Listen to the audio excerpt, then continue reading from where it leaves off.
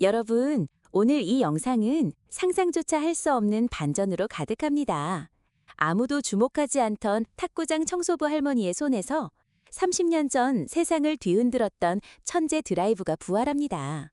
낡은 라켓 속에 숨겨진 충격적인 진실의 증거, 그리고 딸의 목숨을 담보로 금메달을 포기해야 했던 어머니의 비극적인 이야기. 이 모든 것이 폭발하는 순간을 지금 바로 확인하십시오. 삭풍 같은 밤 공기가 오래된 생활 탁구 클럽의 틈새로 스며들었다. 먼지 가득한 볼빛 속 희미한 비상등 아래 강은주 할머니가 구석에서 낡은 걸레로 바닥을 닦고 있었다. 그녀의 주름진 손은 세월의 무게를 고스란히 담고 있었으나 걸레를 쥐는 악력만큼은 묘하게 단단했다. 굳은 살 박힌 손바닥은 마치 세월이 새긴 훈장 같았다. 한때 천재 드라이브라 불리며 코트를 호령했던 손이었다. 낮에는 클럽의 관리인으로 묵묵히 청소와 시설 관리를 맡고 모두가 떠나 정막만이 흐르는 밤에는 클럽 한 구석에 마련된 작은 개인 작업실에서 자신의 낡고 다른 라켓들을 말없이 어루만지고 수리하는 것이 그녀의 유일한 낙이었다. 가끔 라켓 손잡이 안쪽을 손가락으로 훑는 그녀의 눈빛은 아득했다. 그 안에 수십 년간 숨겨둔 빛바랜 일기장과 녹음기의 존재를 아는 이는 그녀 자신뿐이었다. 강은주 씨, 아직도 여기서 이 바닥을 쓸고 있습니까? 당신 같은 사람이 감히 아직도 탁구장 근처를 기웃거리는 게 불쾌하군요. 날카로운 목소리가 정막을 찢고 은주의 귓가를 파고들었다. 마치 쇠붙이를 긁는 듯 귀에 거슬리는 소리였다. 뒤돌아보니 박정태 감독이 팔짱을 낀 채 서 있었다. 꼿꼿한 허리에 뻣뻣한 얼굴, 젊은 시절 동료에게는 볼 수 없던 오만함이 그의 얼굴을 뒤덮고 있었다. 그는 과거 강은주가 국가대표 상비군 에이스였을 시절 그녀의 팀 동료였다. 은주가 국제대회 결승 직전 몰락한 이후 박정태는 그 그림자 속에서 자신의 입지를 다져왔기에 그녀의 존재는 그에게 평생의 짐이자 불편한 죄책감이었다. 그의 목소리에는 과거의 비밀을 감추려는 듯한 강박적인 불쾌함이 서려 있었다. 은주는 고개를 숙였다. 늙은 허리가 삐끗하며 통증이 스쳤다. 숨이 가빴다. 죄송합니다, 감독님. 지금은 제 근무 시간이 맞습니다만. 그녀의 목소리는 희미했지만 그 안에는 억눌린 자존심과 분노가 가늘대 떨렸다. 아려오는 손끝에 핏기가 가시는 듯했다. 요즘 젊은 것들이란 어른 공경은커녕 사람 대접조차 않는구나. 세상이 참 많이도 변했지. 그 시절 내가 겪은 고통은 여전한데. 강 씨, 내가 그만하라면 그게 곧 규칙입니다. 당신은 더 이상 과거의 그 강은주가 아닙니다. 명심하십시오. 이 탁구 클럽의 감독은 나 박정태입니다. 박정태는 자신의 비겁한 과거를 그녀의 존재로 인해 끊임없이 상규되는 것을 피하고 싶었다.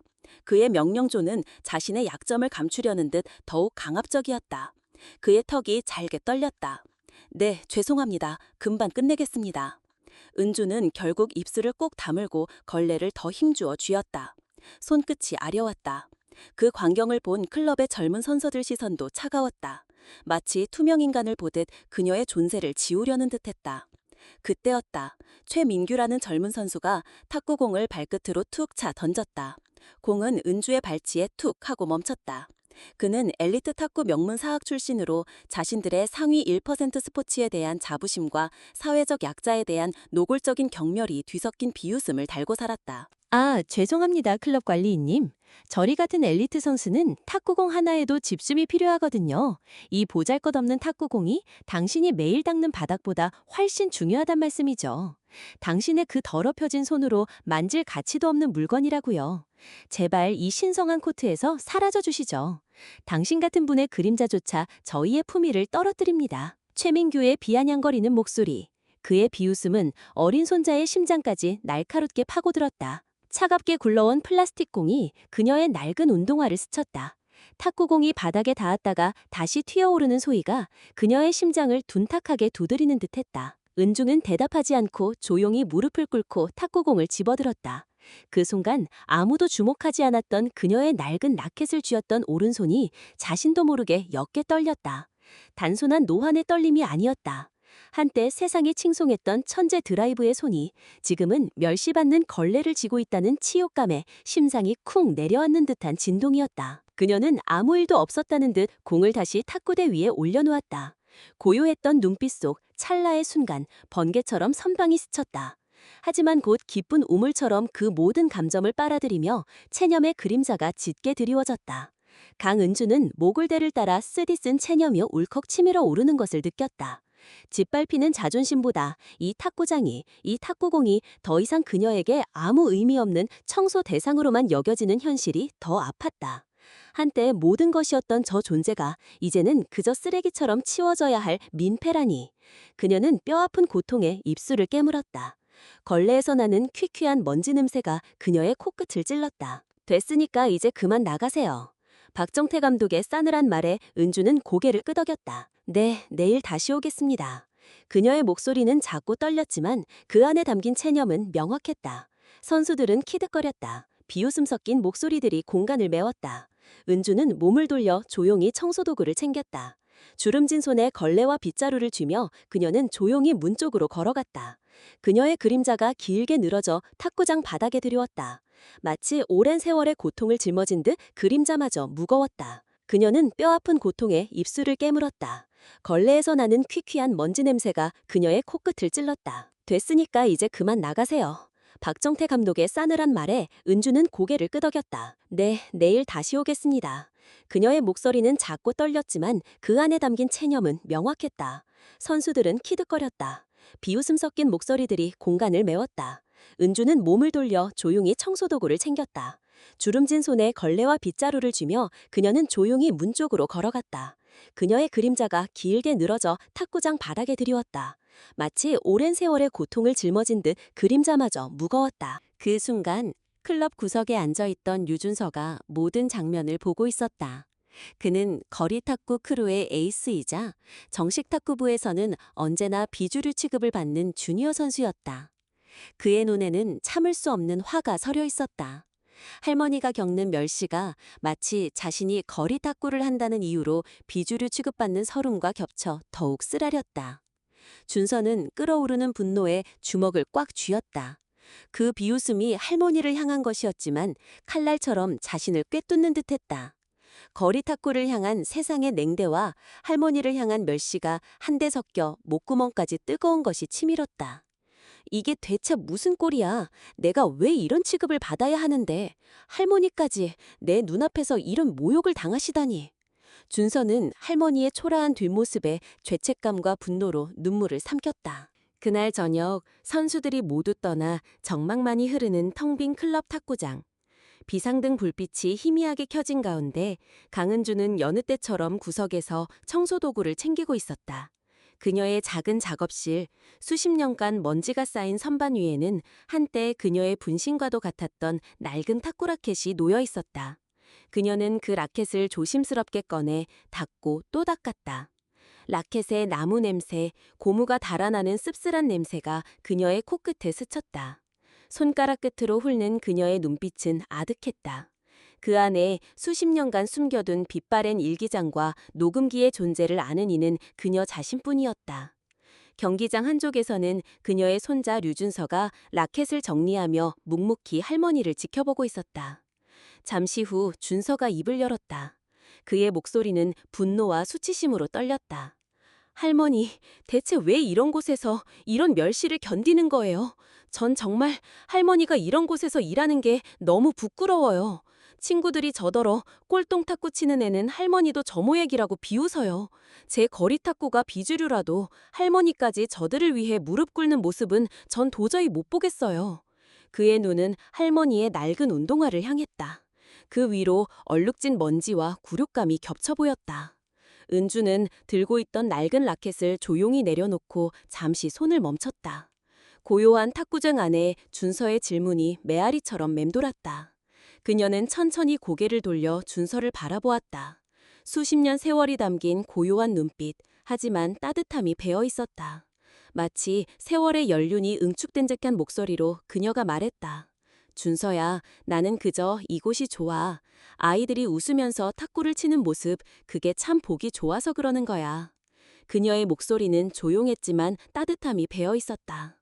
하지만 준서의 날선 말은 그녀의 심장을 찢어내는 듯 아팠다. 마치 과거 그녀 자신을 향했던 비수처럼. 그래, 결국 나라는 존재가 내 사랑하는 손자의 자랑이 될 수 없구나. 그녀는 애써 미소를 지으려 했지만 입술은 바싹 말라붙었다. 가슴 깊은 곳에서 차가운 물줄기가 스며드는 듯했다. 가장 아프지 않으려고 숨어 살았는데 결국 내 마지막 희망조차 내 존재 때문에 고통받는구나. 뺨 위로 뜨거운 눈물이 흐르는 것을 애써 참았다. 준서는 그제야 자신의 말이 얼마나 깊은 상처가 되었는지를 깨달았다. 그의 얼굴은 순식간에 후회와 자책으로 일그러졌다. 하지만 이미 뱉어버린 말은 주워 담을 수 없었다. 억울함에 눈가가 붉어졌지만 차마 고개를 들지 못했다. 할머니, 저는 그게 그런 뜻이 아니었어요. 그냥 친구들 앞에서 창피하기도 하고 할머니가 무시당하는 게 너무 힘들어서. 은주는 고개를 끄덕이며 준서야 어깨에 손을 얹었다.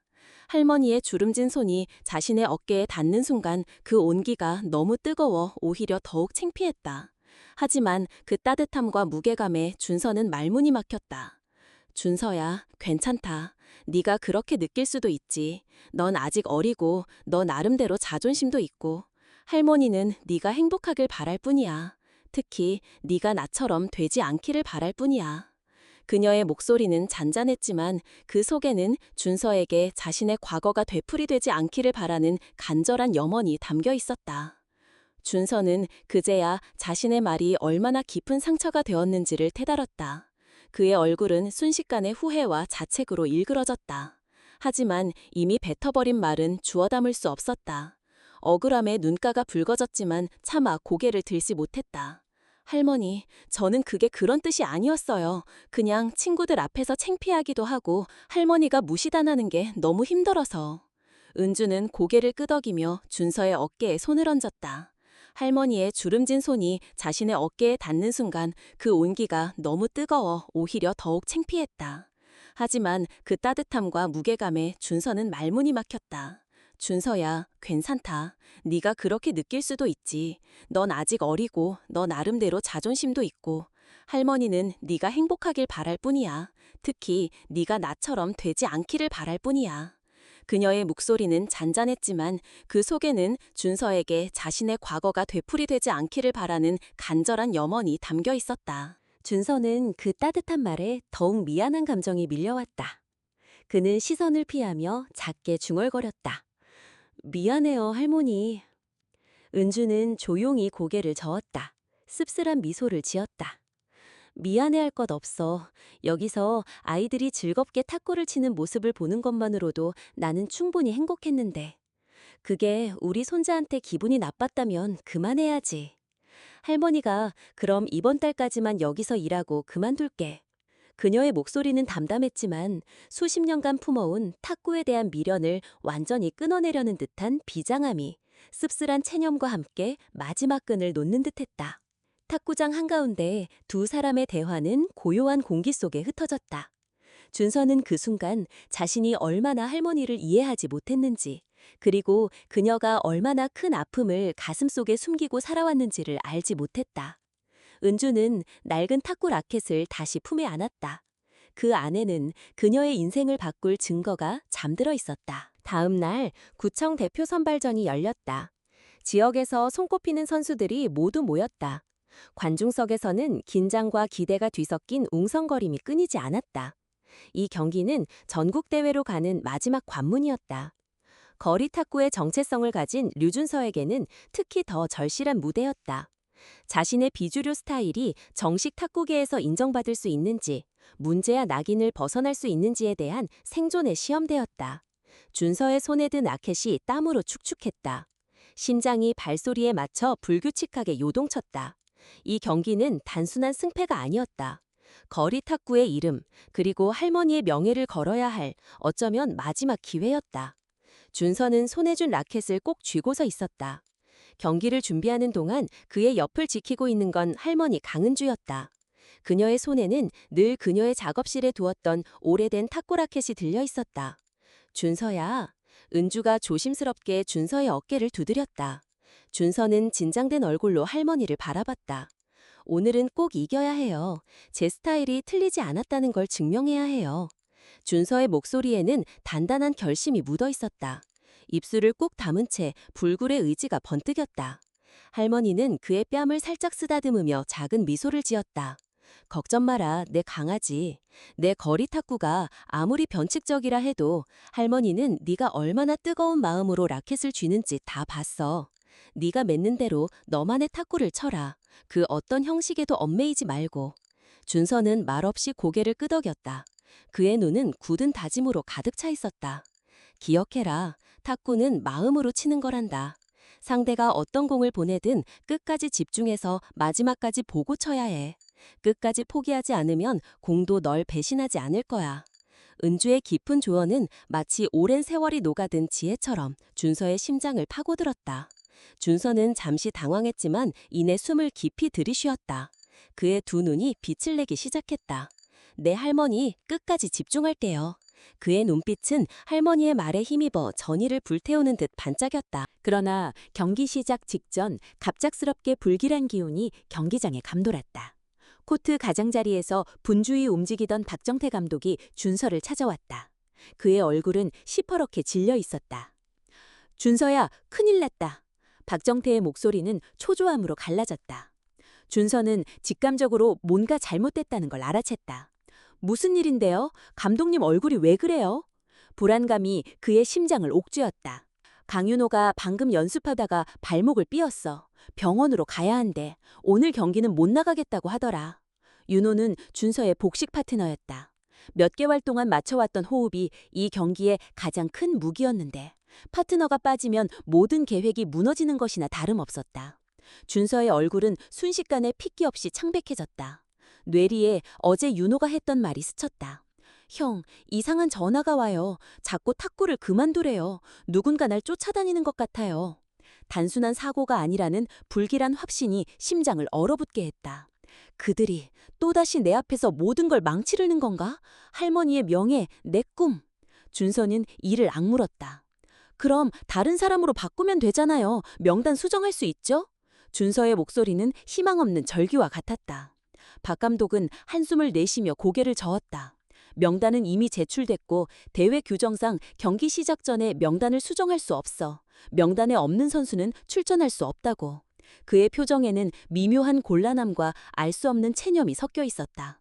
그는 은주의 과거를 알고 있었기에 이 상황이 더욱 불편하게 느껴졌다.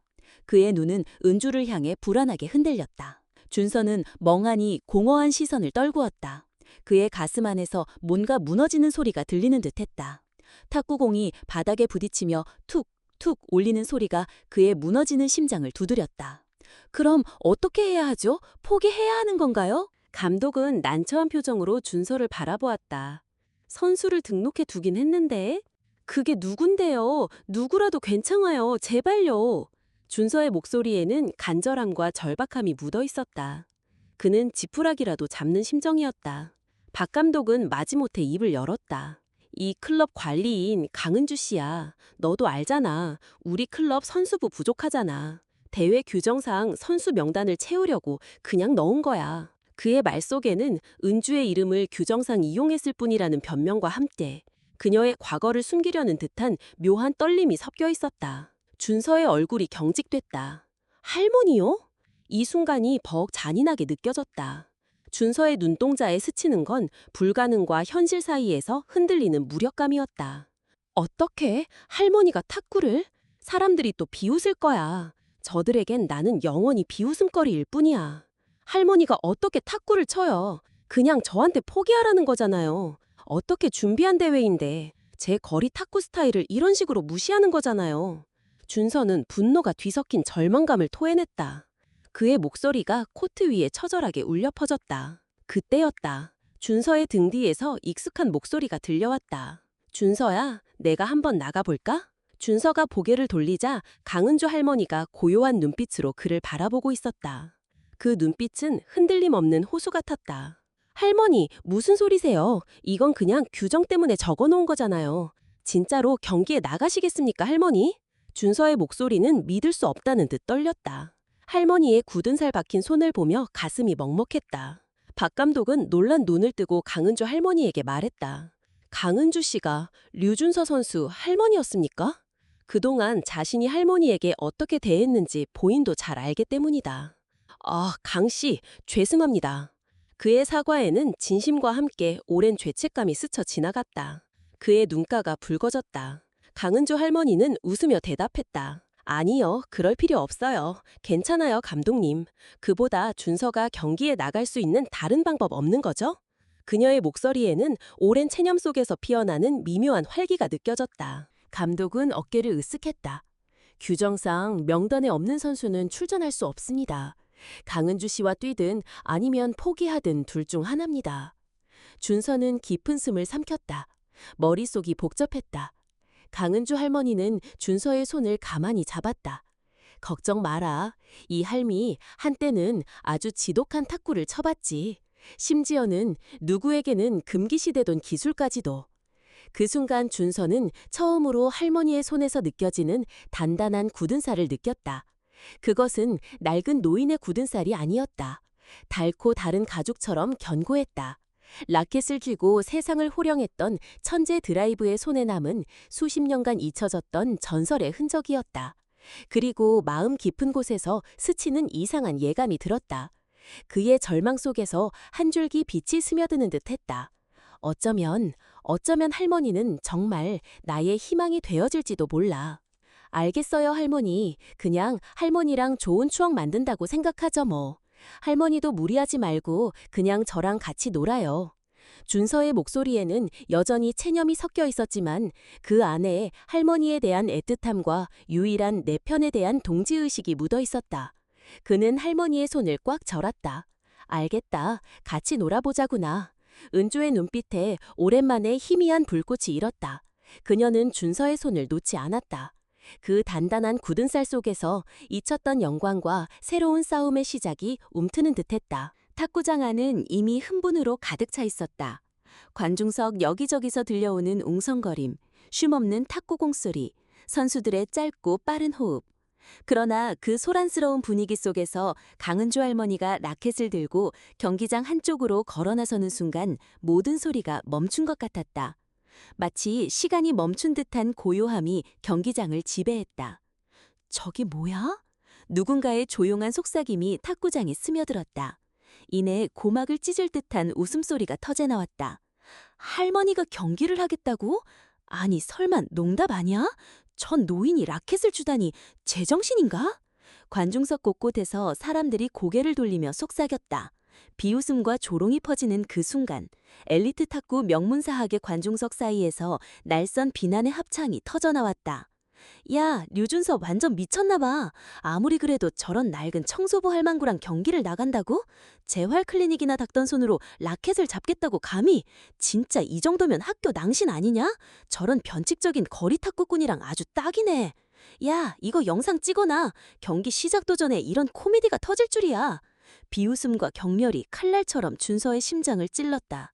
그는 고개를 숙였다. 온몸이 덜덜 떨렸다. 뺨이 화끈거렸다. 이런 모욕을 왜 내가 당해야 하는데 할머니까지. 이하유는 관중석 최상단, 주요 인사들이 앉는 VIP석에 앉아 있었다. 그녀는 국내 최상위 스포츠 마케팅 매니지먼트 회사 대표로 이 대회의 중요 스폰서 중 한 명이었다. 그녀의 양아버지이자 그녀를 입양한 이한성 회장이 그녀의 옆에 앉아 있었고 그는 바로 30여 년 전 은주의 삶을 파괴했던 장본인이었다. 하유는 겉으로는 냉철한 비즈니스 우먼의 가면을 쓰고 있었지만 속으로는 강은주라는 이름과 청소부 할머니라는 조롱에 알 수 없는 불편함과 과거의 그림자를 느끼고 있었다. 설마 하는 마음에 그녀는 은주를 주시했다. 이한성 회장의 눈빛은 초조함으로 흔들리고 있었다. 그의 얼굴은 차갑게 굳어 있었다. 그의 입술은 꾹 다물려 있었지만 미세하게 떨리는 손이 초조함을 드러냈다. 준서는 뒤에서 들려오는 조롱 섞인 목소리에 고개를 숙였다. 손끝이 덜덜 떨렸다. 그냥 포기할까? 이게 뭐 하는 거지? 이런 망신을 왜 당해야 해? 할머니까지 망신시키는 거야. 심장이 쿵쿵 울렸다. 그때 할머니의 손이 조용히 그의 어깨에 닿았다. 준서야. 잔잔하지만 단호한 목소리. 준서는 고개를 들어 할머니를 바라보았다. 그의 눈에 비친 할머니의 눈빛은 흔들림 없는 심해 같았다. 그 깊은 눈 속에는 수십 년간 억눌렸던 회한과 슬픔, 그리고 이제는 더 이상 피하지 않겠다는 굳은 의지가 담겨 있었다. 할머니, 지금 이게 무슨 의미가 있을까요? 다들 비웃고 있다고요. 우리가 여기 있는 것 자체가 저들에게는 웃음거리일 뿐이에요. 우리 그냥 포기해요. 준서의 목소리에는 다시금 절망이 스며들었다. 입술이 바싹 말랐다. 할머니는 조용히 고개를 저었다. 씁쓸한 미소를 지으며 그러나 결연한 눈빛으로 말했다. 포기하기엔 아직 이르지 않니? 저들의 비웃음이 네 심장을 꿰뚫는 것 같아도 아직은 아니야. 일단 쳐보고 포기해도 돼. 할머니는 너에게 마지막까지 포기하지 않는 법을 보여줄 거야. 그리고 이 할미의 잃어버린 모든 것을 오늘 되찾을 거야. 그 눈빛은 흔들림이 없었다. 깊은 주름 사이로 단단한 결심이 엿보였다. 그 말을 들은 준서는 입술을 꾹 깨물었다. 주변의 비웃음이 점점 멀어지는 듯한 착각이 들었다. 온 세상이 그들 두 사람의 존재를 비웃는 것 같았지만 할머니의 굳건한 눈빛이 그의 흔들리는 마음을 붙잡았다. 할머니가 뭔가 달라졌어. 믿어볼까? 그때 준서와 할머니와 대적하는 두 선수가 천천히 경기장으로 걸어 들어왔다. 관중석에서 술렁임이 일었다. 이미 지역 내에서는 실력으로 유명한 선수들이었다. 첫 번째로 모습을 드러낸 이는 김도연이었다. 30대 후반, 수차례 전국대회에서 복식 우승을 차지한 노련한 베테랑. 그는 바로 이한성 회장의 아들이자 과거 은주를 몰락시킨 사건의 직접적인 수혜자였다. 그의 걸음걸이에는 자신감이 묻어났고 라켓을 쥔 손에는 흔들림이 없었다. 이번에도 우승은 따놓은 당상이지. 관중들 사이에서 누군가 중얼거렸다. 김도연의 옆에는 최민규, 20대 초반의 젊은 선수였다. 그는 빠른 스피드와 날카로운 감각으로 주목받고 있었다. 민규야, 오늘은 손도 안 대고 끝내자. 저 할망구가 라켓을 쥔 꼴이라니. 아마 걸레질 하듯이 휘두르겠죠? 김도현이 낮은 목소리로 말했다. 그의 목소리에는 과거 은주의 불명예를 기억하는 냉소와 오만이 담겨 있었다. 형님, 곰팡이 핀 재능 같은 건 통하지 않겠죠. 우리가 상대할 건 이 탁구의 진정한 품격이니까요. 최민규가 자신만만한 웃음을 지으며 대답했다. 두 선수는 라켓을 들어 가볍게 맞부딪혔다. 이 순간 상대를 압도하려는 굳은 결의가 라켓의 마찰음 속에 녹아들었다. 경기가 시작되었다. 처음으로 공을 서브한 건 김도현이었다. 그의 손에서 뻗어나온 공은 마치 예리한 칼날처럼 빠르게 네트를 넘어왔다. 공이 바닥에 닿기도 전에 준서가 재빠르게 몸을 날리며 리턴했다. 그의 거리 탁구식 변칙 기술이 빛을 발했다. 공이 튕겨나갔고 최민규가 잽싸게 받아넘겼다. 그리고 탁! 강은주가 움직였다. 주름진 손이 마치 젊은 시절로 돌아간 듯 번개처럼 라켓을 휘둘렀다. 그녀의 몸은 마치 녹슨 기어가 기름칠된 듯 경쾌하고 유연하게 낮게 기울었다. 다음 순간 강렬한 천재 드라이브가 상대 코트를 향해 내리꽂혔다. 그것은 과거 이한성이 스포츠 정신에 위배된다는 명목으로 사용을 금지시켰던, 그러나 사실은 은주의 가장 강력한 무기이자 예측 불가능한 거리 탁구의 정신과도 일맥상통하는 혁신적인 기술이었다. 봉인되었던 과거의 그림자가 30년 만에 화려하게 부활하는 순간이었다. 팍! 순간적인 침묵. 공은 정확히 최민규의 발 앞에 떨어졌다. 너무 빠르고 너무 정확해서 그는 손도 대지 못한 채 멍하니 공을 바라볼 수밖에 없었다. 옆에 있던 손자 준서도 당황했다. 할머니? 그의 눈이 경이로움과 충격으로 커졌다. 이게 할머니의 실력이라고? 준서의 입이 저절로 벌어졌다. 관중석에서 들리는 한 사람의 짧은 탄성. 뭐야? 최민규는 당황한 듯 김도현을 바라보았다. 하지만 김도현은 여전히 여유로운 미소를 지으려 애쓰며 고개를 저었다. 운이 좋았네 뭐. 그런 일도 있지. 그러나 그의 눈빛은 더 이상 평온하지 않았다. 동공이 미세하게 떨리고 있었다. 그 기술은 그 누구도 아닌 강은주의 것이었다. 어린 시절 아버지의 서재에서 우연히 보았던 비밀 문서에 적혀있던 강은주 천재 드라이브라는 이름이 섬광처럼 뇌리를 스쳤다. 온몸에 소름이 돋았다. 그는 경직된 얼굴로 아버지가 앉은 VIP석을 흘끗 보았다. 그들은 다시 준비 자세를 취했다. 이번에는 최민규의 서브였다. 날카롭게 꺾이는 회전이 걸린 공이 할머니 앞에서 바닥에 닿으려는 찰나 탁! 준서가 빠르게 몸을 날리며 받아냈다. 강한 스매시는 아니지만 정확한 리턴이었다. 공은 깔끔히 네트를 넘었고 다시 최민규에게 돌아갔다. 그는 망설임 없이 강한 스핀을 넣어 공을 휘둘렀다. 하지만 그때였다. 할머니가 한 걸음 앞으로 나서며 라켓을 휘둘렀다. 드라이브! 공은 낮고 날카롭게 휘면서 상대 코트의 모서리를 정확히 타고들었다. 공이 코트에 튕기는 순간 특유의 날카로운 스핀이 걸리며 최민규의 라켓을 비껴갔다. 아, 뭐야 이거? 최민규는 믿을 수 없다는 듯 라켓을 내려다보았다. 경악과 분노가 뒤섞인 표정이었다. 이번엔 관중석에서도 명확히 들리는 술렁거림. 저게 진짜야? 할머니 맞아?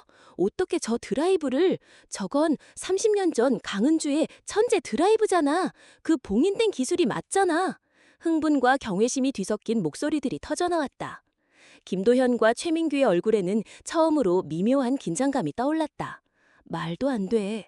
김도현이 조용히 말했다. 그의 눈빛에서는 더 이상 방심의 여유가 보이지 않았다. 어렴풋이 과거의 기억, 천재 드라이브라는 별명과 함께 아버지 이한성이 그토록 싫어했던 한 인물의 그림자가 스쳐 지나갔다. 이한성 회장의 표정은 이미 사색이 되어 있었다. 그의 굳은 얼굴에는 불길한 그림자가 드리워졌다. 손에 든 펜을 꽉 쥐어 부러뜨릴 듯한 강박적인 움직임이 보였다. 그의 심장이 불안하게 요동치기 시작했다. 경기가 이어졌다. 김도연의 빠르고 강한 서브, 준서가 재빠르게 공을 리턴했다. 최민규가 파워풀한 스매시로 응수했다. 그 순간 할머니가 다시 움직였다. 공이 바닥에 닿기도 전에 마치 시간조차 늦게 흐르는 듯 할머니의 손이 공을 정확히 받아냈다. 공은 깔끔하게 네트를 넘어가 상대의 허를 찌르는 완벽한 각도로 떨어졌다. 점수 3대 0. 경기장은 점점 이상한 공기에 휩싸였다. 처음의 비웃음은 사라지고 대신 혼란과 충격이 경기장을 메우기 시작했다. 뭐야, 저 할머니 설마 강은주 선수 출신이야? 저 드라이브 분명 봉인되었다던 그 기술인데. 관중석의 술렁거림이 심화되었다. 이한성 회장의 미간은 깊게 패여 있었다. 그의 얼굴은 창백해졌고 눈빛은 불안하게 흔들렸다. 김도연은 아버지를 흘깃보았다. 아버지의 표정에서 과거의 비밀이 살아 숨쉬는 듯했다. 그 순간 할머니 강은주의 눈앞에는 지금의 경기장이 아닌 오래된 기억 속 작은 집안이 펼쳐지고 있었다. 지금으로부터 30여 년 전, 창밖에서 새들이 지저귀고 연한 봄바람이 희미하게 커튼을 흔드는 고요한 오후. 오래된 나무마루 위에는 작고 낡은 탁구 테이블이 자리 잡고 있었다.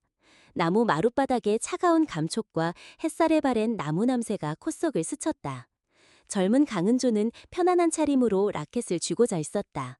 그녀는 대한민국 탁구 국가대표 상비군 에이스이자 천재 드라이브로 불리던 유망주였다. 땀으로 젖은 앞머리를 쓸어올리는 모습은 앳되면서도 강인했다. 그 앞에선 어린 딸 이하윤이 두 손으로 라켓을 꼭 쥔 채 눈을 반짝이며 그녀를 바라보고 있었다. 딸의 웃음소리는 세상의 모든 행복을 담은 듯 청량했다. 엄마, 오늘은 내가 이길 거야. 딸이 자신감 넘치는 목소리로 선언했다. 작고 야무진 그 목소리는 은주의 심장을 울렸다. 은주는 딸의 당찬 모습에 미소에 지으며 고개를 끄덕였다. 그래, 오늘 우리 하윤이가 이길 수 있나 한번 볼까? 딸은 기세 좋게 공을 위로 던졌다. 작고 둥근 탁구공이 공중에서 느리게 회전하며 떨어졌고 딸의 작은 손이 라켓을 힘차게 휘둘렀다. 탁! 공은 테이블 위로 튕기며 넘어왔다. 은주는 무의식적으로 공을 받아쳤지만 딸의 기세에 맞추어 살짝 힘을 빼고 공을 넘겨주었다. 받아라. 공이 다시 돌아왔다. 이번에는 살짝 빠르게. 은주는 재치 있는 천재 드라이브로 가볍게 넘겼다. 우와, 진짜 멋있다 엄마. 저렇게 빠른 공도 칠 수 있어? 하윤의 눈은 별처럼 반짝였다. 은주는 미소를 지으며 고개를 끄덕였다. 연습하면 하윤이도 할 수 있어. 중요한 건 공이 끝까지 어디로 오는지 끝까지 지켜보는 거야. 중간에 포기하면 절대 칠 수 없단다. 그리고 너만의 특별한 기술을 찾아야 해. 아무도 따라할 수 없는. 딸은 눈이 동그랗게 커졌다. 정말? 그러면 나도 엄마처럼 될 수 있어? 은주는 잠시 멈칫했다. 딸의 맑고 순수한 눈망울이 너무도 사랑스러웠다. 그녀는 딸의 땀에 젖은 작은 손을 잡았다. 그럼 우리 하윤이는 분명히 엄마보다 더 잘할 수 있어. 하윤은 기쁘게 웃으며 고개를 끄덕였다. 약속해줘. 나중에 내가 잘하게 되면 엄마랑 꼭 같이 큰 경기장에 같이 가는 거야. 은주는 잠시 눈을 감았다가 고요히 고개를 끄덕였다. 약속할게. 엄마가 꼭 함께 갈 거야. 은주는 딸을 꼭 안아주었다. 따뜻한 체온, 가벼운 숨결, 그 작은 손길의 온기가 마음 깊이 새겨졌다. 그 순간 평화롭고 따뜻한 시간이 방 안을 감쌌다. 다음 날, 은주는 새벽부터 일어나 작은 방 안에서 탁구 라켓을 닦았다. 낡고 오래된 라켓, 마치 삶의 무게만큼이나 달아있었다. 오늘은 국제대회 결승전. 그녀에게 이 경기는 단순한 스포츠가 아니었다. 이것만 이기면 우리도 좀 숨 쉴 수 있을 거야. 은주는 혼잣말을 내뱉으며 라켓을 꽉 움켜쥐었다. 라켓을 쥐는 손에 땀이 배어났다. 그녀의 모든 것이 이 한 경기에 걸려 있었다. 오랜 시간 동안 탁구는 그녀의 삶에서 유일한 희망이었다. 하지만 현실은 냉혹했다. 그 시절 가난은 사람들의 숨통을 조였다. 몇 년 전부터 탁구로 생계를 이어가던 은주의 삶은 점점 더 무거워졌다. 딸 하윤과 단둘이 살아가며 생활비, 집세, 식비 모든 것이 그녀의 어깨 위에 지눌러 있었다. 이 경기를 이기면 국가대표 자격이 주어지고 정부의 지원금과 스폰서의 후원도 받을 수 있었다. 이건 단순한 명예가 아니라 새로운 삶의 시작이었다. 엄마, 오늘은 꼭 이겨야 해요. 어린 하윤은 그녀의 손을 꼭 잡고 말했다. 작은 손에서 느껴지는 딸의 염원이 너무나 절실했다. 응, 꼭 이길 때. 우리 이기면 맛있는 것도 먹으러 가자. 너 방도 있는 넓은 집으로 이사 가자. 딸과 함께 타는 택시 안에서 은주는 딸을 바라보았다. 아직 어린 나이에 세상의 무게를 알기엔 너무 어린 딸. 창밖으로 빗방울이 서서히 떨어지기 시작했다. 은주는 딸의 작은 손을 꼭 잡았다. 오늘은 그 약속을 지킬 수 있는 날이었다. 그녀의 심장이 불안하게 뛰었다. 하지만 운명은 잔인하게도 그 약속을 산산조각냈다. 경기 시작 직전 은주는 대기실로 걸려온 한 통의 전화를 받았다. 강은주 선수, 지금 당신 딸 하윤이가 우리 사람들에게 잡혀 있어. 자네가 오늘 경기에서 고의로 자준다면 하윤이에게 아무 일도 없을 걸세. 그리고 자네의 천재 드라이브는 오늘 이후로 절대 사용하지 않겠다고 선언하게. 그딴 눈속임 기술은 스포츠 정신에 위배되니까. 목소리의 주인공은 당시 탁구계의 막강한 스폰서이자 그녀의 라이벌 팀을 후원하던 이한성 회장이었다. 은주는 충격으로 전화기를 떨어뜨렸다.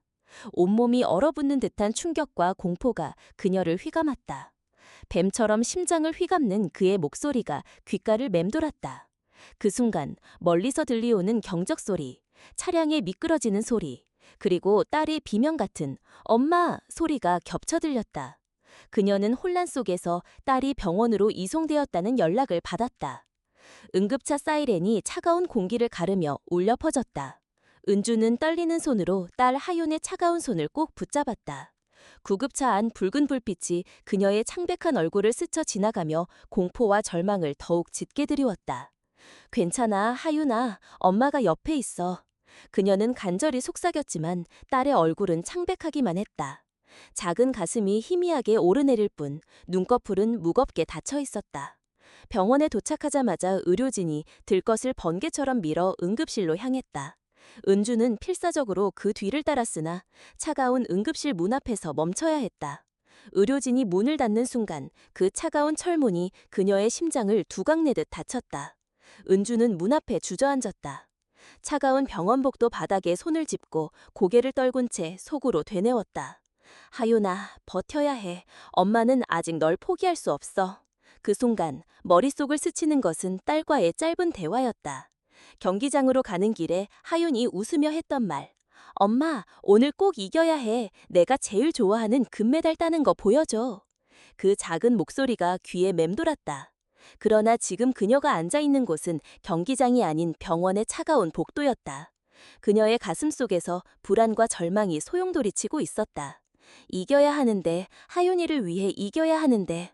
하지만 이한성의 협박이 귓가를 맴돌았다. 져야 해. 져야 하윤이가 살아. 은주는 병원 앞 공중전화 박스로 가서 떨리는 손으로 동전을 집어넣었다. 다이얼을 졸리는 소리가 잔뜩 눌린 그녀의 심장을 쓸어내렸다. 수화기 넘어 몇 번의 신호음 끝에 익숙한 목소리가 들려왔다. 여보세요? 숨을 한 번 깊게 들이쉬고 은주는 간신히 입을 열었다. 코치님, 저예요. 강은주입니다. 목소리가 희미하게 떨렸다. 전화기 너머로 당시 그녀의 코치였던 박정태의 목소리가 들려왔다.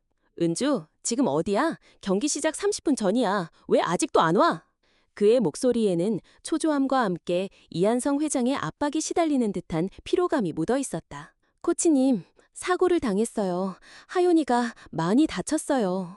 박정태는 한숨을 쉬었다. 하윤이는 병원 응급실에 넣었으니 걱정 마. 지금 자네가 없으면 안 돼. 이한송 회장이 난리가 났어.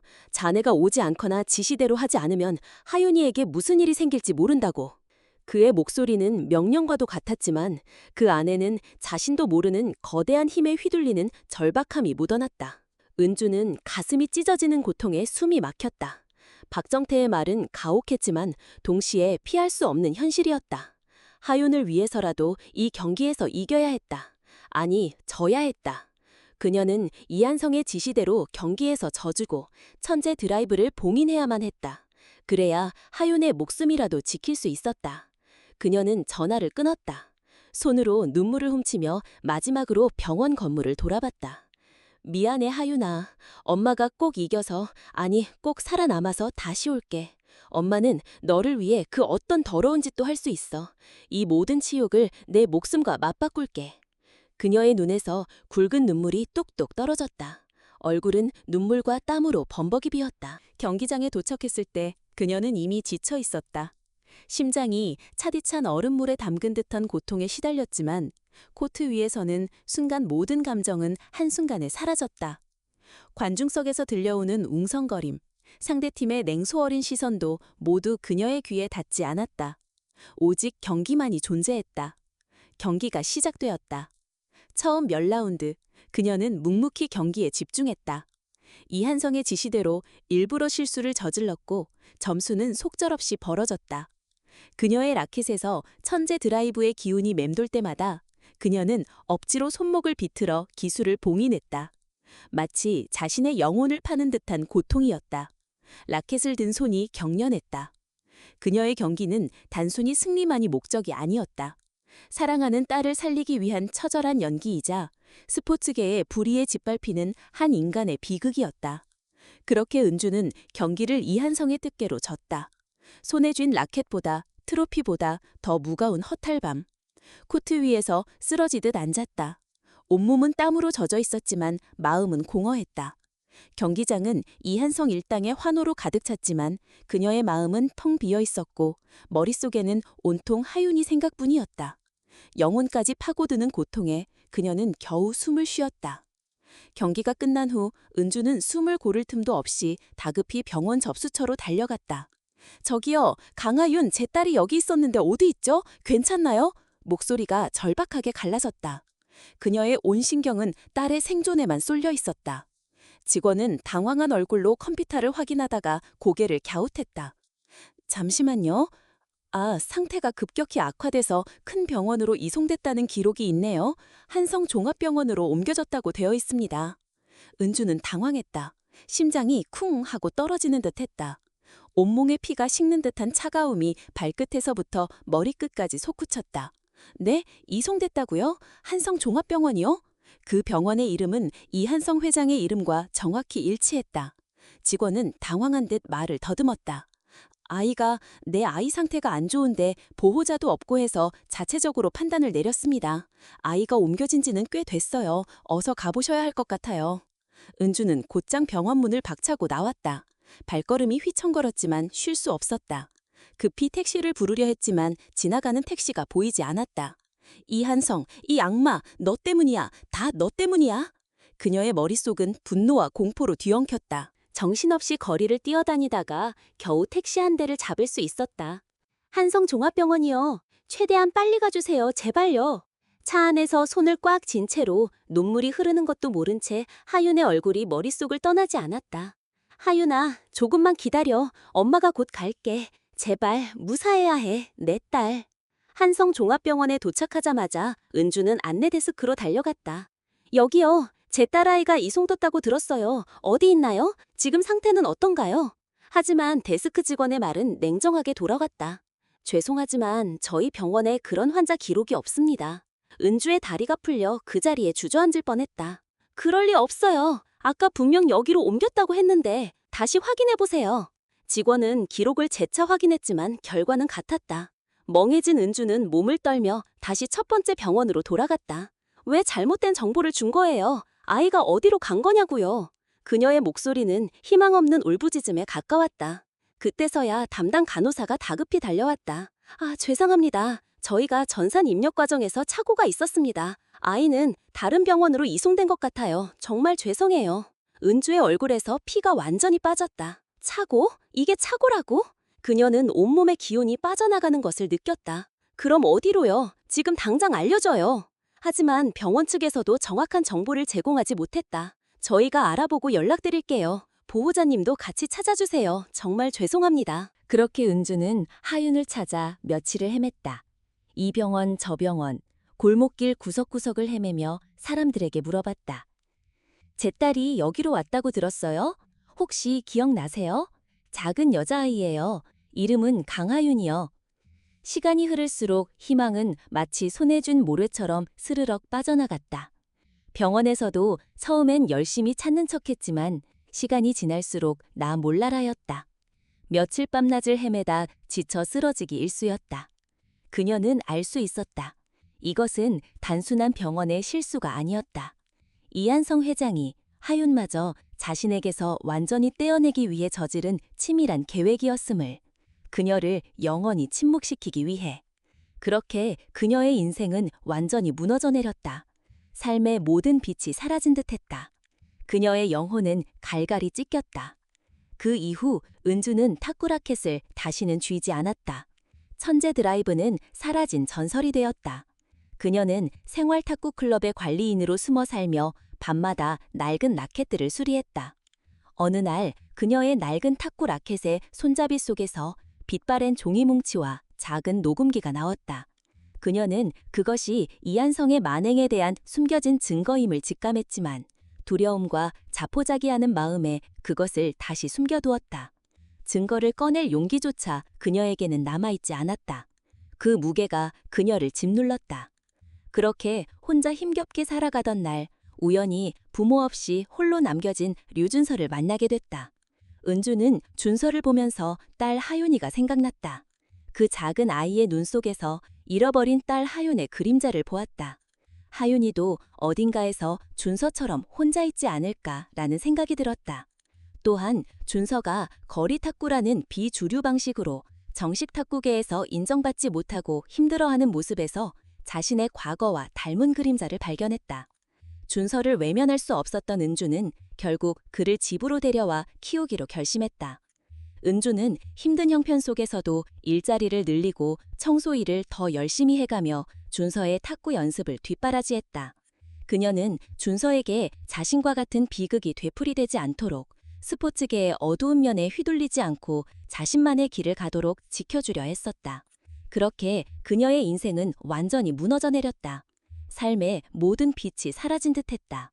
그녀의 영혼은 갈갈이 찢겼다. 그의 꿈을 지키는 것이 어쩌면 자신이 저버린 딸에게 속죄하는 마지막 기회일지도 모른다고 생각했다. 강은주의 눈앞에 펼쳐진 과거의 장면이 서서히 희미해졌다. 딸과 함께 웃으며 탁구를 치던 그 따스한 기억, 눈물로 얼룩진 병원 앞의 기억, 그리고 준서와 함께한 순간들이 마치 안개처럼 사라지며 현실이 또렷이 다가왔다. 그리고 지금 강은주의 손에는 다시는 쥐지 않을 것 같았던 라켓이 쥐어져 있었다. 땀과 열기로 가득 찬 경기장, 관중들의 웅성거림이 다시 귀에 들어왔다. 탁! 공이 튕기는 소리와 함께 복식 경기가 다시 시작되었다. 준서가 상대편의 빠른 서브를 받아내자 공은 날카롭게 은주 쪽으로 날아왔다. 은주는 반사적으로 몸을 낮추며 재빠르게 라켓을 휘둘렀다. 그 순간 쾅! 완벽한 천재 드라이브 스매시가 코트를 가로질려 상대편의 코트 한복판에 꽂혔다. 그녀의 눈빛은 비장했다. 이제 더 이상 숨지 않겠다는 결연한 의지가 세월의 그림자를 뚫고 잊혔던 전설이 부활하는 순간이었다. 들었어? 저 소리? 말도 안 돼. 저 나이로 어떻게 그런 스매시를? 잠시의 정적 후 관중들은 숨을 죽였다가 곧 폭발적인 환호를 터뜨렸다. 와! 준서는 믿을 수 없는 표정으로 할머니를 바라봤다. 자신의 할머니가 이렇게 대단한 사람이었다는 사실이 충격처럼 가슴 깊이 파고들었다. 눈가에 뜨거운 것이 차올랐다. 벅차오르는 감정에 목이 메었다. 할머니, 진짜 멋있었어요. 할머니가 이런 사람이었구나. 제 스타일이 틀리지 않았다는 걸 할머니가 보여줬어요. 반면 상대편의 최민규와 김도연은 당황한 기색이 역력했다. 최민규가 이를 안 걸었다. 정신 차려 형님, 우리가 이길 수 있어. 김도연의 얼굴에는 과거의 기억이 점차 선명해지는 듯한 묘한 표정이 스쳤다. 그의 옆에 앉아있던 이한성 회장의 표정은 완전히 굳어졌다. 그의 눈은 은주에게서 떨어지지 않았다. 극도의 분노와 불안이 그의 얼굴에 교차했다. 하지만 다음 라운드에서도 상황은 비슷했다. 상대팀이 서브를 넣었고 준서가 그 공을 깔끔하게 넘겼다. 공은 김도연의 파워풀한 스매시로 되돌아왔으며 은주가 재빠르게 라켓을 휘둘러 강력한 천재 드라이브로 응수했다. 공은 낮게 깔리며 빠르게 상대편 코트 구석으로 파고들었다. 김도열은 공을 쫓아 몸을 던졌지만 공은 이미 코트에 맞고 튀어 올랐다. 점수판이 뒤집혔다. 9대2. 관중석은 폭발적인 함성으로 가득 찼다. 은주는 깊게 숨을 들이켰다. 손에 쥔 라켓이 마치 오랜 친구처럼 느껴졌다. 손끝에서 잊었던 탁구의 쾌감이 살아나는 듯했다. 동시에 수십 년간 억눌렀던 분노가 뜨겁게 끓어올랐다. 이제는 숨지 않으리라. 마지막 세트, 매치 포인트. 최민규가 마지막 집중력을 끌어모아 강력한 서브를 날렸다. 공은 준서 쪽으로 향했다. 준서는 떨리는 손으로 공을 받아냈다. 공이 다시 상대편 코트로 넘어가자 최민규가 빠르게 스매시를 준비했다. 쾅! 강력한 스매시가 은주를 향해 날아왔다. 모든 시선이 그녀를 향했다. 은주는 흔들림 없는 눈빛으로 공의 궤적을 끝까지 따라갔다. 공이 라켓에 맞는 순간 마치 시간마저 느려지는 듯했다. 팍! 완벽한 타이밍의 리턴 스매시. 공은 최민규의 허를 찌르듯이 빠르게 코트를 가로질렀다. 끝났다. 점수판이 11대2 완승으로 마무리되었다. 잠시의 침묵, 그리고 경기 종료. 생활탁구클럽 류준서, 강은주 선수팀의 승리입니다. 경기장은 환호로 터져나왔다. 준서는 눈시울이 붉어져 할머니에게 달려갔다. 벅차오르는 감정에 목이 메었다. 할머니, 진짜 멋있었어요. 할머니가 이런 사람이었구나. 제 스타일이 틀리지 않았다는 걸 할머니가 보여줬어요. 은주는 조용히 준서의 머리를 쓰다듬었다. 그녀의 눈가에도 뜨거운 것이 고였다. 그 눈물은 승리의 기쁨과 함께 해방감에서 오는 울컥함이었다. 그때 상대편의 최민규와 김도현이 조용히 다가왔다. 최민규가 고개를 숙이며 은주에게 말했다. 정말 한 수 배웠습니다. 대단하세요. 그의 목소리에는 이제 경멸 대신 진심 어린 존경이 묻어 있었다. 김도현은 복잡한 표정으로 은주를 바라봤다. 그의 입에서 조용히 말이 흘러나왔다.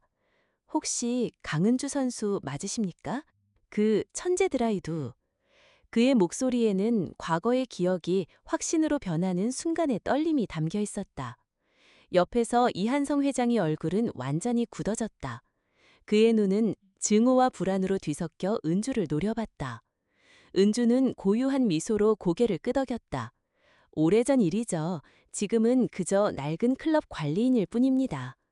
그녀의 목소리에는 이제 더 이상 체념이 아닌 숨겨진 진실을 밝힐 결연함이 담겨 있었다. 그 순간 관중들의 함성은 한층 더 커졌다. 모두가 할머니의 손끝에서 피어난 전설적인 순간을 두 눈으로 목격한 것이다. 경기가 끝난 후에도 경기장은 쉽게 가라앉지 않았다. 열기와 환호, 경이로움이 뒤엉킨 그 공간에서 사람들은 여전히 흥분을 감추지 못하고 있었다. 그 중심에서 라켓을 쥔 채 서 있는 은주는 조용했다. 숨을 고르며 주위를 둘러보았다. 준서의 기쁨에 찬 얼굴이 시야에 들어왔다. 박정태 감독은 입이 벌어져 있었고 관중석에서는 믿을 수 없다는 듯한 목소리들이 흘러나왔다. 그때였다. 계단 아래로 급히 내려오는 한 남자의 모습이 눈에 들어왔다. 슈트를 빼입고 목에는 기자증을 걸고 있었다. 그의 표정에는 흥분과 호기심이 교차하고 있었다. 그는 한지훈, 스포츠 다큐멘터리 전문 PD이자 기자였다. 스포츠계에 숨겨진 비리와 미담을 파헤치는 데 열정이 있는 인물이었다.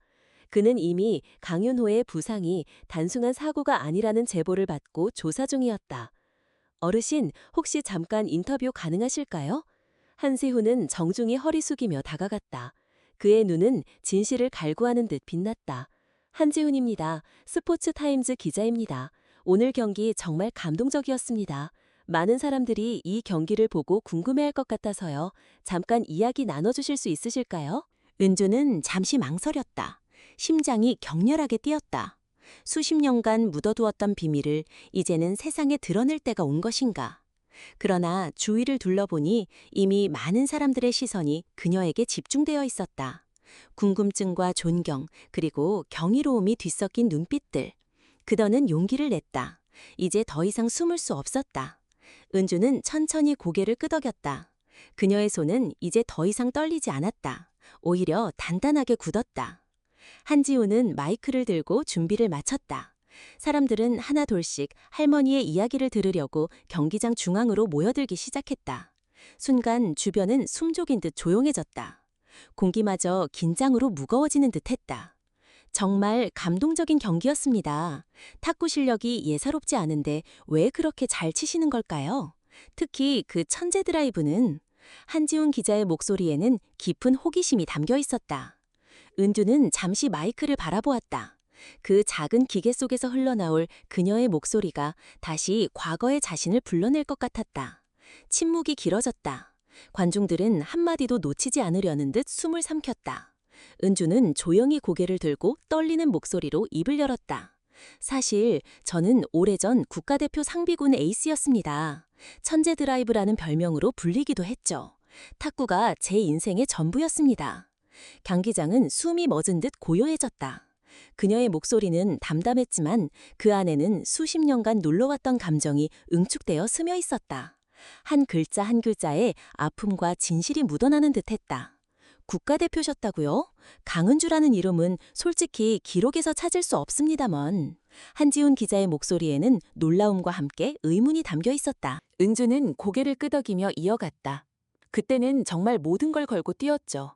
탁구가 제 전부였으니까요. 꿈도 희망도 저라는 사람의 전부가 그 안에 있었습니다. 그러던 어느 날, 국제대회 결승 직전 저는 이한성 회장에게 협박을 받았습니다.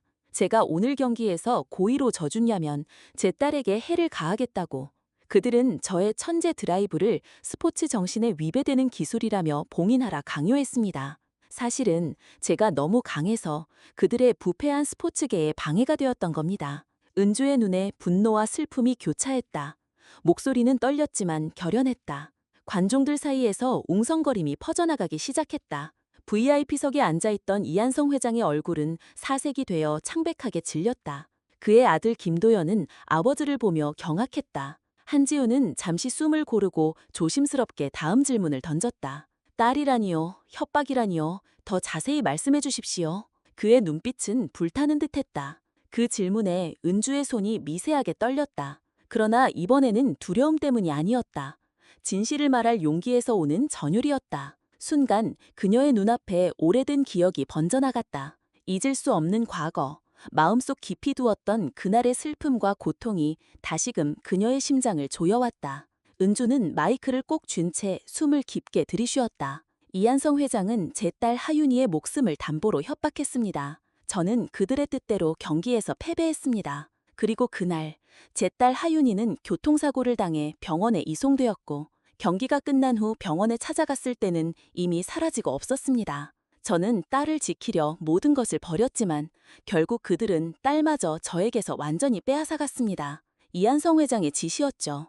그는 제 딸을 다른 가문에 입양 보냈습니다. 저는 영원히 탁구계를 더럽힌 배신자로 낙인 찍힌 채 제 피부치의 행방조차 알지 못한 채 살아야 했습니다. 침묵하지 않으면 하윤이의 안위마저 보장할 수 없었으니까요.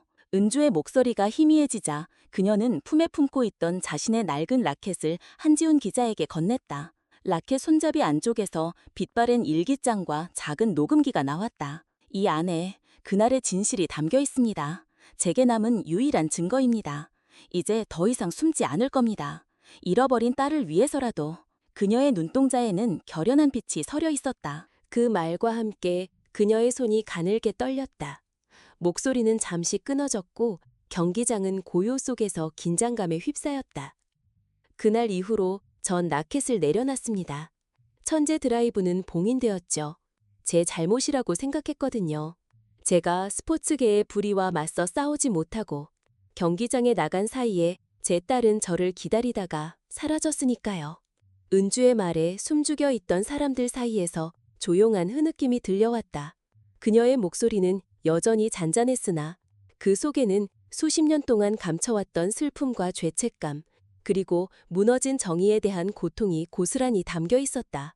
혹시 이 기사가 많은 사람들에게 전해진다면. 은주는 잠시 마이크에서 시선을 들어 멀리 하늘을 바라보듯 말했다. 그녀의 눈동자가 흔들렸다. 제 딸 하윤이가 혹시 이 이야기를 듣게 된다면 엄마가 여전히 너를 기다리고 있다고 전하고 싶어요. 너무 늦지만 단 한 번만이라도 꼭 만나고 싶다고. 그녀의 목소리가 간절함으로 가득 찼다. 뜨거운 눈물이 그녀의 뺨을 타고 흘러내렸다. 그녀의 마지막 말이 끝났을 때 경기장은 침묵으로 가득 찼다. 그때였다. 조용히 흘러가던 공기 속에서 누군가의 떨리는 목소리가 정적을 깨뜨렸다.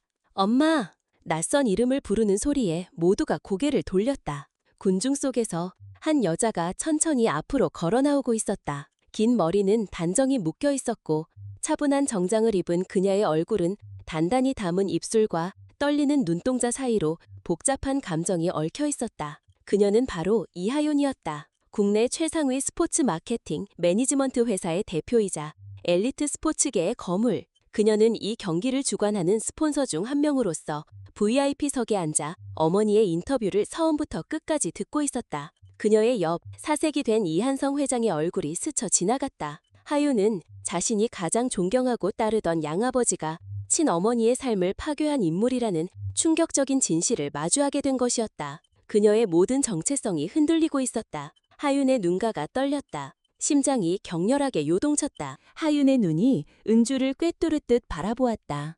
은주의 시야에도 오직 한 사람만이 선명히 들어왔다. 낯익지만 낯선 얼굴. 그러나 가슴 깊숙한 곳에서 본능적으로 느낄 수 있었다. 그 눈동자, 그 떨림. 엄마! 하윤의 목소리는 바람처럼 떨렸다. 오랜 세월의 무게와 배신감, 죄책감, 희망과 두려움이 한꺼번에 쏟아져 나오는 순간이었다. 하윤은 말을 잃은 채 서 있었다. 눈가가 점차 젖어가고 떨리는 입술이 굳어졌다. 엄마, 맞아요? 우리 엄마 강은주 맞아요? 천재 드라이브 강은주? 제 모든 것을 부정했던 그 이름, 당신이 제 친어머니였다는 건가요? 그 한마디에 은주는 주저앉을 듯 다리에 힘이 풀렸다. 충격과 감격, 그리고 미안함이 뒤섞인 감정에 몸이 무너져 내리는 듯했다. 하윤아, 손을 내밀었지만 닿지 않았다. 너무 오랜 시간이 흘렀다. 너무 많은 상처가 남았다. 하윤은 천천히 한 걸음 다가왔다. 그녀의 눈에서 뜨거운 눈물이 쉴 새 없이 흘러내렸다. 정말 엄마 맞아요? 은주의 눈가에서 굵은 눈물이 흐르기 시작했다. 맞아, 하윤아. 내가 어떻게 널 이끌니? 난 그날 이후 하루도 너를 잊은 적이 없어. 내가 사라진 그날부터 지금까지 매일 널 찾았어. 그녀의 목소리는 울음 섞인 절규와도 같았다. 하윤은 눈을 감았다. 얼굴에는 회한과 그리움이 뒤섞였다. 저도 찾았어요. 어렸지만 기억 속의 엄마는 항상 따뜻했어요. 저를 안아주던 손길, 저에게 했던 말들. 하윤의 목소리에는 과거의 그리움과 함께 왜곡된 진실 속에서 살아야 했던 지난 세월의 아픔이 묻어났다. 저는 제가 가진 모든 성공이 당신의 그 추악한 그림자를 지우기 위한 몸부림이었다는 걸 깨달았어요. 제가 가장 존경하고 따랐던 이한성 회장이 제게 버려진 딸이라는 수치심을 심어준 장본인이라니요. 엄마는 저를 버린 것이 아니었군요. 이 모든 것은 그의 계획이었어요. 하윤은 이한성 회장을 향해 울부짖었다. 그녀의 목소리에는 과거의 배신감과 현재의 분노가 폭발하듯 터져나왔다. 이한성 회장님, 당신이 그랬군요. 당신이 제 어머니를 파괴하고 저를 빼앗아간 범인이었군요. 이한성 회장은 얼굴이 붉게 달아올라 자리를 박차고 일어섰다. 몸을 떨며 발악했다. 하윤아, 무슨 헛소리를 하는 거야. 늙은 여자의 망상일 뿐이다. 네 아버지를 모함하지 마라. 그의 옆에 있던 김도현은 충격에 입을 다물지 못했다. 아버지의 민낯을 마주한 그는 온몸이 마비되는 듯했다. 그때 박정태 감독이 천천히 마이크 앞으로 걸어 나왔다. 그의 얼굴에는 오랜 죄책감과 이제야 모든 것을 내려놓으려는 결연함이 서려 있었다. 그의 눈은 흔들렸지만 결심은 굳건했다. 그는 한지훈 기자에게 다가가 마이크를 잡았다. 아닙니다, 회장님. 강은주 선수의 말은 모두 진실입니다. 저 역시 당시 이한성 회장의 압력에 굴복하여 그녀를 도왔고 하윤이를 빼돌리는 일에도 간접적으로 연루되었습니다. 그는 강은주 선수의 천재 드라이브를 이용해 탁구계를 장악하려 했고 실패하자 그녀를 매장하고 딸마저 빼앗았습니다. 용서해 주십시오, 강은주 선수, 그리고 하윤 씨. 박정태의 고백은 폭탄과 같았다. 그의 목소리에는 수십 년간 짓눌렸던 회한과 해방감이 섞여 있었다. 경기장은 일순간 아수라장이 되었다. 한지훈 기자는 흥분으로 손을 떨며 녹음 버튼을 눌렀다. 카메라 플래시가 터지고 기자들이 이한성 회장에게 달려들었다. 은주는 눈물을 삼키며 하윤을 꼭 끌어안았다. 미안하다, 하윤아. 엄마가 죽을 죄를 지었어. 미안해. 그녀의 품에 안긴 하윤의 체온이 너무나도 뜨거웠다. 잃어버린 모든 것을 되찾은 듯한 안도감이 그녀를 감쌌다. 하윤은 눈물 닦으며 고개를 저었다. 얼굴에는 슬픔과 함께 이제야 깨달은 진실에 대한 비통함이 서려 있었다. 엄마, 괜찮아요. 이제 그만 괴로워해요. 이제 알았어요. 그때 엄마도 얼마나 힘들었을지, 얼마나 희생했는지. 당신의 아픔을 이제야 알겠어요. 미안해요. 엄마를 미워해서. 은주는 하윤의 머리카락을 쓰다듬었다. 이제 다시는 널 놓치지 않을 거야. 그녀의 목소리는 떨렸지만 그 속에는 굳은 다짐이 담겨 있었다.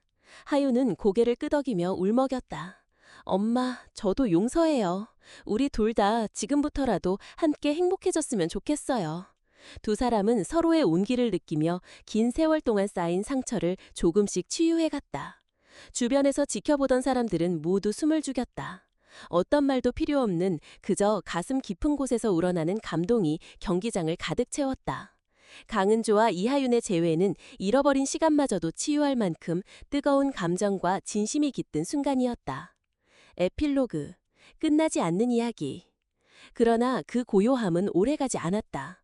먼저 한 명이 천천히 박수를 치기 시작했다. 짝, 그리고 또 한 사람. 짝짝. 탁구장 안은 점차 따뜻한 박수 소리로 가득 채워졌다. 처음엔 한 명, 두 명의 박수 소리가 퍼지더니 이내 경기장을 가득 메운 모든 관객이 자리에서 일어나 손뼉을 치기 시작했다. 그 박수 소리는 단순히 승리를 향한 것이 아니라 진실을 향한 용기, 그리고 가족의 재회에 대한 진심 어린 축하와 위로였다. 강은주와 이하윤의 재회는 잃어버린 시간마저도 치유할 만큼 뜨거운 감정과 진심이 깃든 순간이었다. 에필로그, 끝나지 않는 이야기. 그러나 그 고요함은 오래가지 않았다. 먼저 한 명이 천천히 박수를 치기 시작했다. 짝, 그리고 또 한 사람. 짝짝. 탁구장 안은 점차 따뜻한 박수 소리로 가득 채워졌다. 처음엔 한 명, 두 명의 박수 소리가 퍼지더니 이내 경기장을 가득 메운 모든 관객이 자리에서 일어나 손뼉을 치기 시작했다. 그 박수 소리는 단순히 승리를 향한 것이 아니라 진실을 향한 용기, 그리고 가족의 재회에 대한 진심 어린 축하와 위로였다. 한지훈 기자가 눈가를 훔치며 중얼거렸다. 이건 그 어떤 승리보다 위대한 순간이야. 스포츠의 진정한 의미를 보여줬어. 이 기사는 역사를 바꿀 거야. 박정태 감독 역시 묵묵히 고개를 끄덕이며 박수를 보탰다. 그의 눈에도 작은 물기가 맺혀 있었다. 과거의 죄책감과 현재의 존경이 뒤섞인 눈물이었다. 준서도 울컥한 마음을 숨기지 못하고 박수를 치며 소리쳤다. 할머니, 이모, 사랑해요. 그의 목소리가 경기장에 울려 퍼졌다. 강은주와 이하윤은 서로를 꼭 안고 주변에서 울려 퍼지는 박수 소리에 조금씩 고개를 들었다.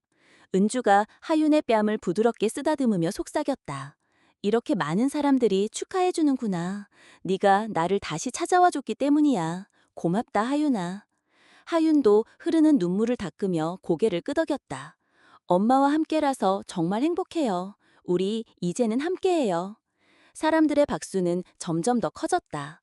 경기장을 가득 메운 따뜻한 응원의 물결 속에서 두 사람은 오랜 아픔과 이별의 그림자를 떨쳐냈다. 한지훈 기자의 폭로와 박정태 감독의 용기 있는 증언, 그리고 강은주가 건넨 낡은 라켓 속의 일기장과 녹음 파일 등의 결정적인 증거들이 언론을 통해 공개되면서 이한성 회장의 모든 만행은 세상에 드러났다. 탁구계는 발칵 뒤집혔고 이한성 회장은 모든 직위에서 해임되었고 결국 법의 심판을 받게 되었다. 그의 아들 김도현은 아버지의 죄를 알게 된 후 충격과 좌절에 빠졌지만 이후 탁구의 진정한 의미를 찾아가기로 결심하고 정직한 선수로서 다시 시작했다. 강윤호의 부상 역시 이한성의 지시로 인한 의도적인 사고임이 밝혀졌고 그는 준서와 은주에게 진심으로 사과하며 다시 복귀를 준비했다. 다사로운 햇살이 창가로 비쳐드는 한적한 오후. 이제는 천재 드라이브 탁구 클리닉으로 이름이 바뀐 그곳의 문이 활짝 열리고 오랜만에 따뜻한 웃음소리가 울려 퍼졌다.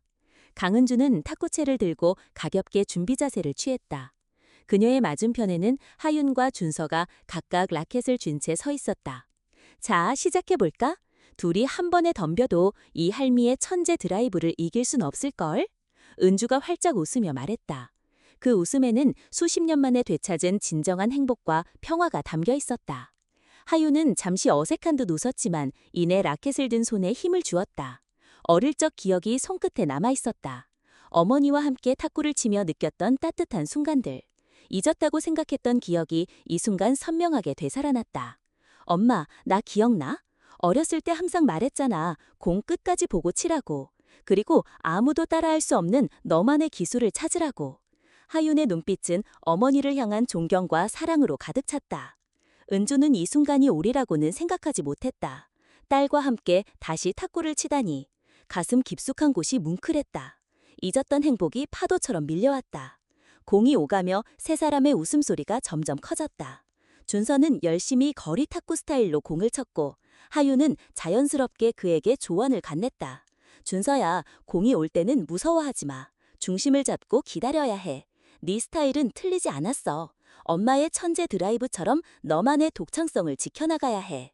은주는 그 모습을 조용히 바라보았다. 그토록 간절히 원했던 장면, 가족이 함께 웃으며 공을 주고받는 모습, 완벽한 평화가 그녀의 마음을 채웠다. 잠시 후 게임이 끝나고 세 사람은 탁구장 한편에 앉아 숨을 고르며 담소를 나눴다. 하윤이 입술을 살짝 깨물며 조심스럽게 말을 꺼냈다. 사실 엄마를 찾기 위해 탁구를 놓지 않았어. 항상 어딘가에서 엄마가 나를 기다리고 있을 것 같았거든. 그래서 스포츠 마케팅과 자문 분야에서 일했어. 엘리트 스포츠의 껍데기 속에서. 언젠간 엄마와 다시 마주할 날이 올 거라고 믿었어. 그리고 제가 겪은 아픔과 같은 비극이 재발하지 않도록 스포츠계를 바꾸고 싶었어. 그녀의 목소리에는 과거의 아픔을 극복하고 새로운 사명을 찾은 강인함이 느껴졌다. 은주의 눈에 다시금 눈물이 맺혔다. 그리고 이제는 이렇게 우리 다시 만났잖아. 그녀는 하염없이 눈물을 흘렸다. 이 모든 아픔과 고통이 이 순간의 행복을 위한 것이었음을 깨달았다. 준서가 밝은 목소리로 말했다. 우리 이제 가족이잖아요. 앞으로는 셋이서 매일 탁구 칠 거죠? 할머니, 이모가 앞으로 제 코치해주기로 했어요. 그의 얼굴에는 천진난만한 웃음과 함께 미래에 대한 기대감이 가득했다. 하윤은 웃으며 준서의 머리를 살짝 쓰다듬었다. 물론이지, 준서야. 네 꿈을 위해서라면 언제든 도와줄게. 그리고 네 거리 탁구 스타일을 정식 스포츠계에 빛낼 수 있도록 이모가 가진 모든 역량을 동원할 거야. 엄마와 내가 잃어버렸던 진정한 스포츠 정신을 너와 함께 다시 세워나가자. 그녀의 목소리에는 새로운 시작에 대한 강한 의지와 희망이 담겨 있었다. 은주는 이 두 사람을 바라보며 마음속 깊이 감사와 행복이 차오르는 것을 느꼈다. 정말 고맙다. 이렇게 다시 웃을 수 있게 되어. 세 사람은 서로의 손을 잡았다. 그 손끝에서 따뜻한 온기가 전해졌다. 잃어버린 세월의 슬픔은 있었지만 이제는 함께할 시간이 있었다. 탁구장의 햇살 아래 천재 드라이브 강은주를 중심으로 새로운 가족의 시작, 그리고 스포츠계의 새로운 바람이 조용히 피어나고 있었다. 이제 그들의 삶에는 다시 희망이 깃들었다. 과거의 아픔을 딛고 함께 나아가는 행복한 길이 시작된 것이다. 오늘의 이야기는 여기까지입니다. 구독을 눌러주시면 매일 올라오는 영상들을 더 빠르게 보실 수 있습니다. 영상이 재미있으셨다면 좋아요도 부탁드립니다. 내일 또 뵙겠습니다. 감사합니다.